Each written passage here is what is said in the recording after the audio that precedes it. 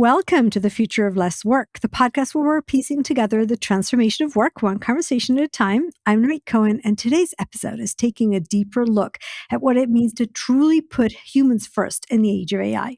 We'll explore what happens when AI is everywhere and becomes ambient, frictionless, and invisible, and what that means for those of us working in professions that are drowning in administrative complexity. To explore these questions, I'm joined today by Punit Singh, CEO and founder of Suki.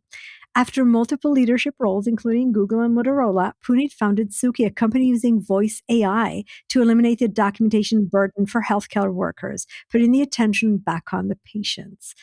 Punit, welcome to the Future of Less Work. Pleasure to be here. Thank you for having me. Thanks. And actually, I'm curious. I called this podcast "The Future of Less Work" because I believe we should be doing less of what doesn't matter and more of what does. Do you think we're heading to the future of less work?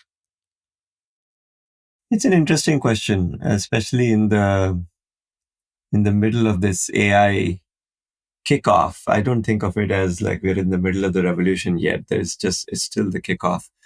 The promise certainly is there of a world where all the scut work, the stuff that we actually don't need to deal with, will be dealt with some combination of agents and software in general. But history has also shown that whenever we have tried to do this in the past, we have actually inadvertently created more complexity for ourselves. So I would say every, regular intervals, we have this opportunity. So the best way to answer this is to say we certainly have the opportunity again. How we actually do it, what we accomplish with it will be up to us. Yeah, so you are sending this right back to us and say, okay, we really need to stop and think with what we're doing. So let's actually talk about your journey for a second, just before we dive in, because you actually worked in some of the most iconic tech companies in the world, but something made you stop and decide that you want to go build a solution for healthcare workers. What is that? An interest in pain. I'm kidding. My background, I'm an electrical engineer by training and worked in electronic design, automation industry, and then ended up actually working in Google. I was very lucky to be in Google during the time of massive explosion. Saw a tremendous amount of scale, ran mobile apps, product management, and a few other things. And I wanted to, at some point, do something completely different from just being in the Bay Area and running product for another Silicon Valley company. And so I ended up actually going to India, where I was the chief product officer of India's largest e-commerce company. And that, again, was a really interesting and amazing explosion of its own kind. It really scaled up. When I got back to the US, I felt that I needed to exercise muscles that hadn't been exercised before, which actually is for me starting from scratch. I wanted to work in an area where it would be very clear that there is a societal value to what we do. And it has to line up with something that I have a natural advantage in, which is in my understanding of what's happening with tech going forward. And so when you put all of those things together, it was pretty clear, specifically in healthcare, that there was just an unbelievable amount of what I call random administrative work being done by people who should really be just focused on clinical care. And so you kind of put that together, you see the social value, you see that they're doing all this repeatable work that can be impacted by the impending AI revolution. And you see that you naturally have the ability and skills to be in the middle of those. So that's kind of what actually led to starting this. It's really interesting in your answer.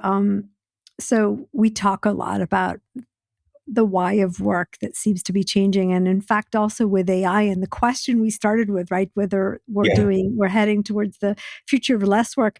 I've had some really interesting conversations about, whether we're heading to a place where AI will increase productivity and we're going in the direction of the billion-dollar company with no people.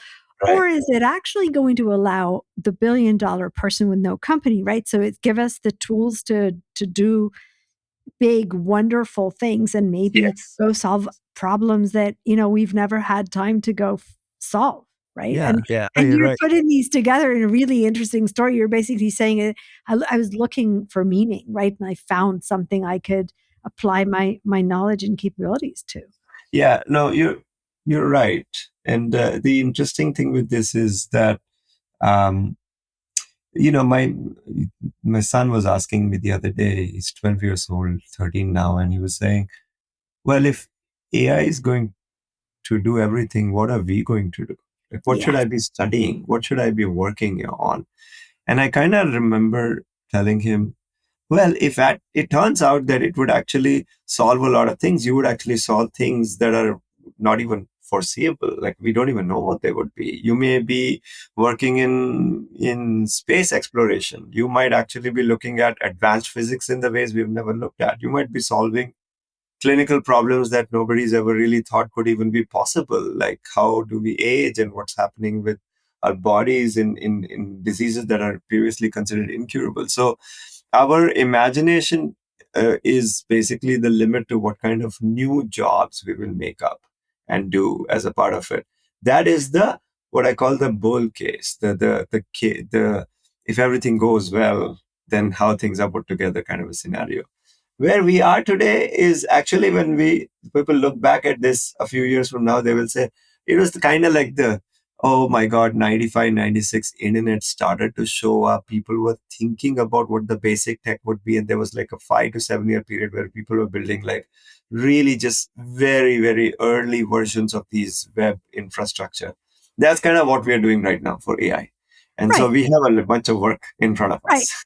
and I get that, but his logic, right, is very sound. Your son's logic, because a lot of people are saying, "What is left for us humans?" Right? Yes. Um, so you're looking at a very practical solution for a specific use case, right? But Yes. what you're basically doing is redesigning work and maybe redesigning jobs and a profession, basically putting the human strength in the center and not wasting time on the stuff that maybe isn't the essence, right? That's what you're trying to do. Super well said. Super well said. Because what is the vision behind building Suki? What is our vision statement? It's to make healthcare tech assistive and invisible so that clinicians can focus on what matters, which is their Yes. patients.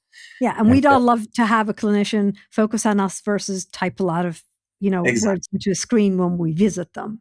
Exactly. And, then, if you think about it that way, then you realize that what technology usually has done is actually stand in the middle of humans. They're working using it. But if tech was pulled out of it and it was invisible and assistive, then humans would just interact with humans, which would bring back to the point you were making, where you said, if this all works out super well, if Suki, which is building an assistant for doctors and wants to remove all this administrative burden, works out very well, then what it really would do is actually bring what's actually most core to humanity at to fore. We would actually work on things that we naturally are good at, which is things like empathy, connection with people, creativity based on understanding lots of different data points and using them to come up with really radical, interesting ideas. Those are the kind of things that the next professions will be built on. And existing professions will modify themselves to be more focused on that. So you're not worried that we will end up building ourselves out of a job. You're basically saying maybe we have focused too much on stuff that needed to be done instead of the stuff that we could potentially do when we offload that. Exactly. You're exactly right. I mean, I'm a technologist. Every time we hear one of these epochs enter, people think millions of jobs will go, things will change radically, the world will implode. And what really usually happens is technology comes, things are built, a whole new set of new things actually kick off. Now, in the world that we're talking about, the idea of a job might change. Today, the definition of a job has been you do some work to get some unit of economics that you use then to do stuff. But perhaps that would actually also fundamentally change. Maybe the idea of job will be more related to the kind of work an interest that you have that you want to delve into, the economics will actually just sort itself out over time. And so Right. I feel like there is a lot of things that are very interesting that are coming, but I'm a firm believer in the bull case that this is actually going to lead to the world being a much better place. Okay, that's really great news. I do agree with you. It caught my attention. You said that Suki was designed to be invisible, and I was thinking, wow, that's that era where you talk to the world. We merge physical and digital, right? You talk to the world, and it kind of talks back or does stuff because we're using voice. So why voice? Why do you choose voice as the center of the technology that you're using? We're in the middle of what we call ambient AI revolution. Ambient AI is the idea that there's technology that can pick signals based on what the human being is kind of in the middle of and use it to actually just enhance their experiences.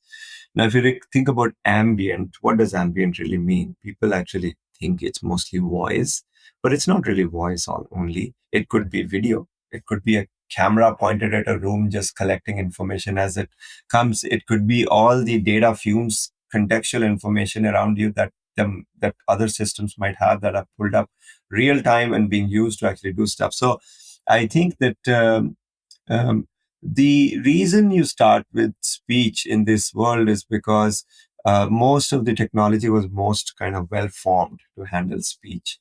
If you think about a few years ago, the first when I was in Motorola, we built a device called Moto X. This phone was the first always on voice phone. You could actually say, okay, Moto X, navigate me to Starbucks. Now that what that is basically a low power chip that can understand a sentence and understand the meaning. What was Yeah, very and clear, today we get right. Okay, Google, Siri, we know we have all these that, right? We systems, have right? all of Yeah, that. But it was also very clear around the time when we started this company that it's not just one sentence that this thing can understand. It could understand a paragraph. It could also understand a conversation. Now, we didn't think that that would be called large language models at that point of time. But this idea that you and I are talking and it can actually summarize our conversation with bringing up all the right information pertinent to us started becoming a reality. And when that starts becoming a reality, you realize any place, any interaction where humans are talking to each other, where a lot of information is being transferred between them, could now actually have all the administrative work around it be done automatically. Now let's start thinking about what those places are. A good idea example of that is lawyers. Lawyers talking, have to collect a lot of information from each other in other constituencies and have to document everything. Another example is if you are in law enforcement, when you're out and about, you're talking, the video and the audio collected can actually collect a lot of information for your reports. Another example of that is doctors. A doctor is talking to a patient.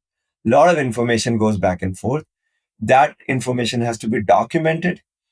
The orders have to be placed. The diagnosis has to be put in. The diagnosis have to be attached to something called codes, which is how the doctors will get paid.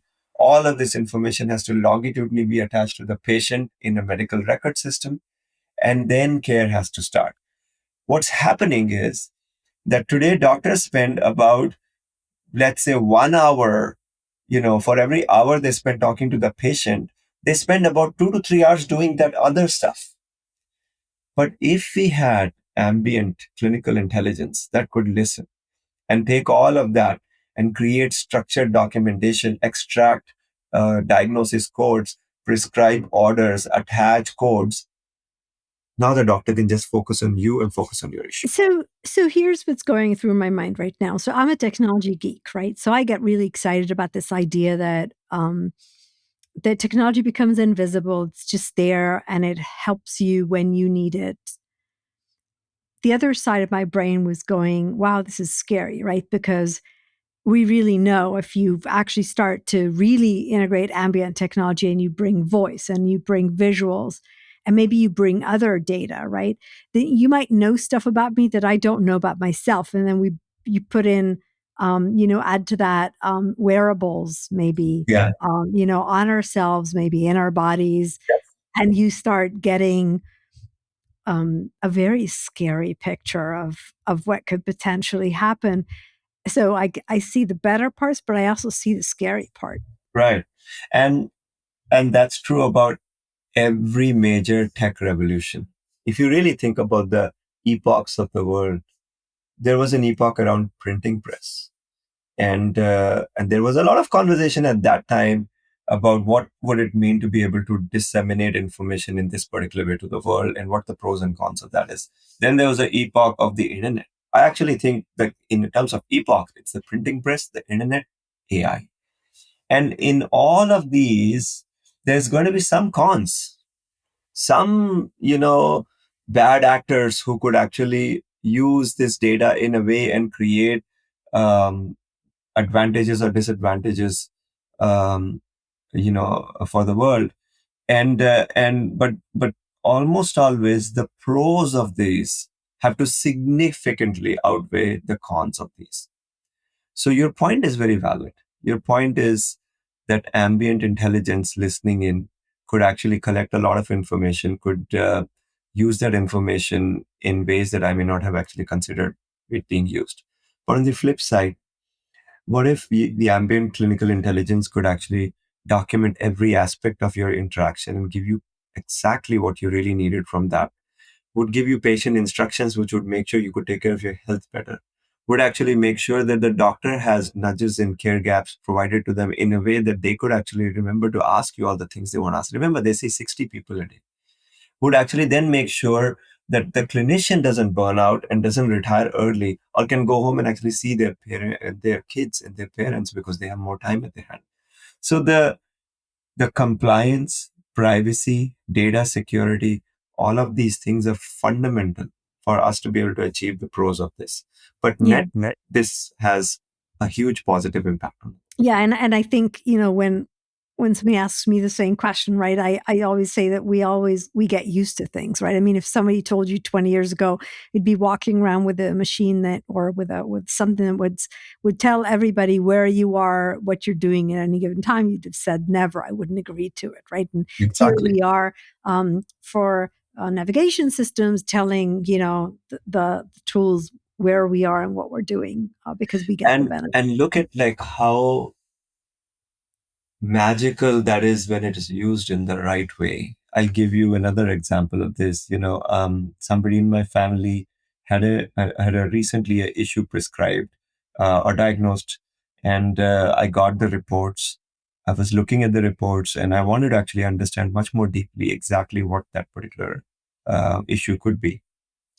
So I put, you know, ChatGPT in deep research mode, and I asked it to go through all the New England Journal reports and PubMed, and actually be able to give me a summarized viewpoint of what it should be. Now, I'm not a doctor. I don't expect to replace a doctor by using that information, but it would have taken me, God, so much time to understand any of this, and so many people to talk to. And I got it done in about 15 minutes. There is magic to this if you actually use it thoughtfully. So this is actually a great example, because you're talking about a generic tool, and yet you're building a specific professional solution. So do you think we're going that direction, where to really get the benefit, we're going to have to take this one profession at a time, and have one for the lawyers, and all the other examples that you can think of? I think that general purpose foundational models and general purpose stack will actually probably have a lot of information in them, and may even get you 80-85% of the way. The problem is not necessarily of information only, but it's also a problem of finishing the workflows that you have to actually work on. To finish the workflows of what you have to build, you have to build an army of agents and software on top of these models.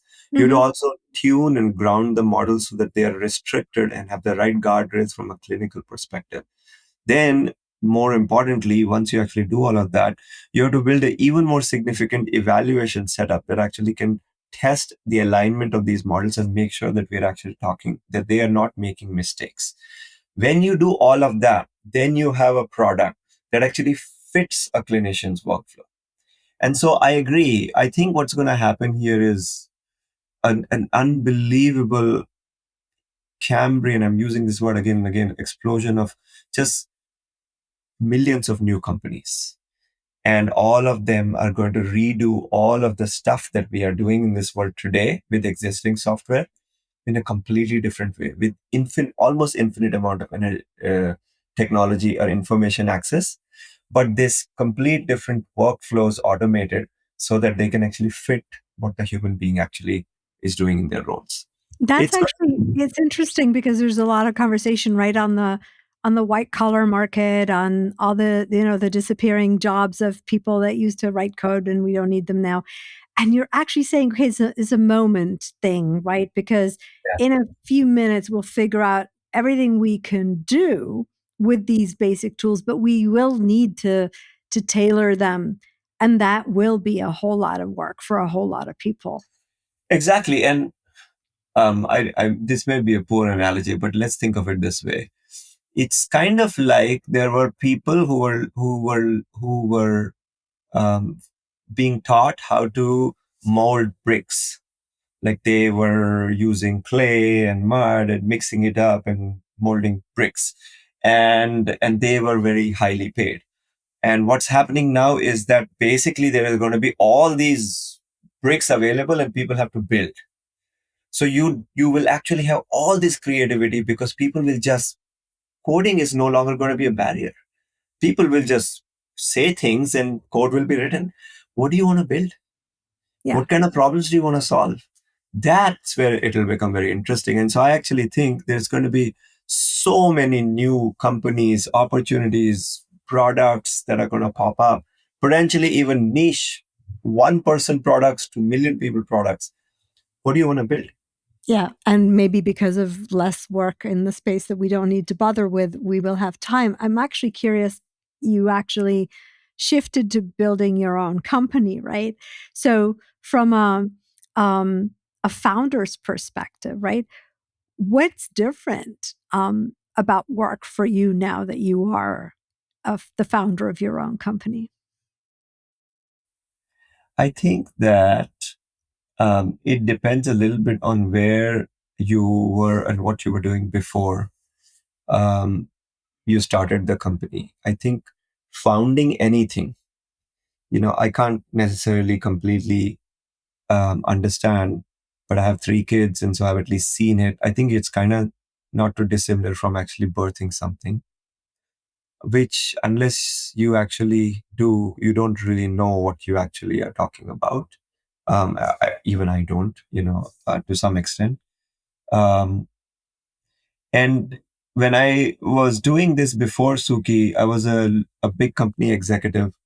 I had all these people at my disposal to help me do my job. The cost of mistakes was hidden in the bureaucracy of the and the complexity of the work. The benefit of success was built on top of tremendous scale that came from all the other things the company did before that, which actually kind of makes you a little full of yourself. You kind of think you actually are really good at some things, and you realize a little later when you start something, it kind of makes you a little bit more, you know, transparent about what your reality is. And so the role changes, the work changes.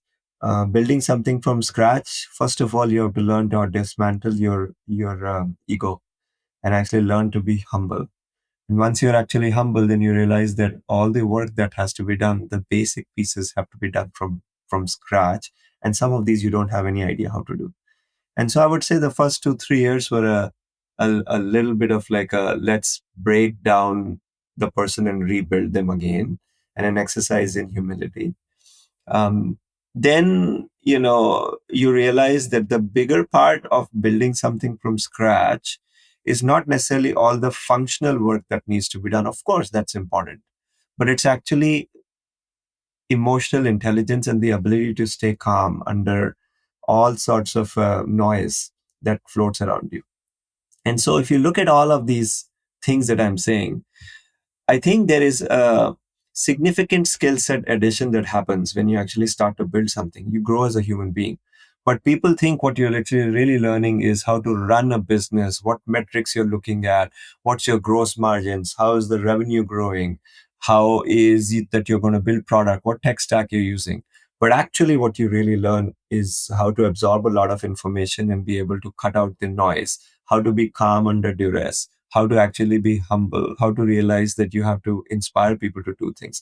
Those capabilities are actually more fundamental to the work you do than the other techniques. Now, going back to the point you were making at the start, I think the former, how do you actually calculate revenue? How do you tweak for gross margins? What do you do with the business, etc., are going to be actually AI enabled things.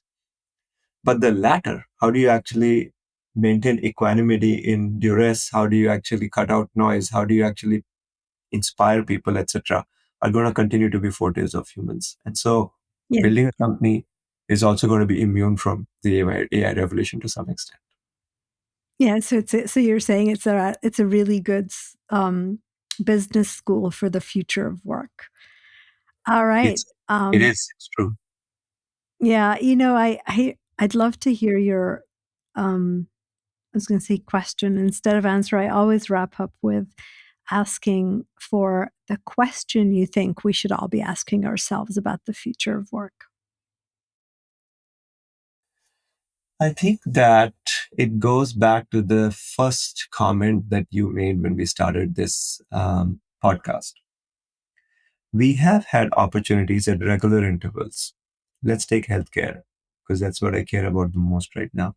Um, Opportunities at regular intervals to fundamentally change healthcare and make it more evenly distributed, more egalitarian in the way it's actually given to people, and also create much more transparency in how this is to be done. The last time we had this opportunity was 20 years ago when the electronic medical records came, and there was a promise that sometimes the digitization of all of this is going to make things much more, open and transparent and egalitarian. But what it actually did was it actually led to inherently significant complexity, over regulation, creating so much cut work that doctors actually became glorified data clerks. The question is, now we have suddenly gotten that opportunity again.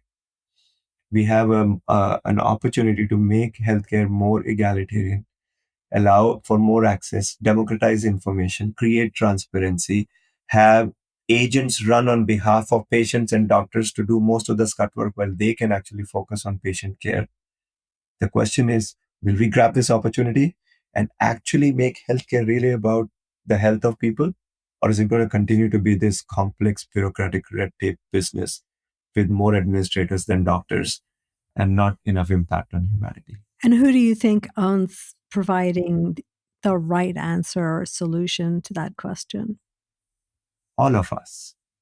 All of us. I think that it would be um, too much to ask to say that technologists are the only ones who will deal with this. It will be too much to ask the clinicians to be the only one to do this. I think administration, government, policymakers, technologists, clinicians, patients, how you demand for stuff, all of us have a role to play in making sure that we get to this work. Fabulous. Wow. Okay. Thank you, Punit, for joining me today. For more about Punit and Suki, check out the links in the podcast description. Thank you for joining us on the future of less work. This has been a really inspiring conversation.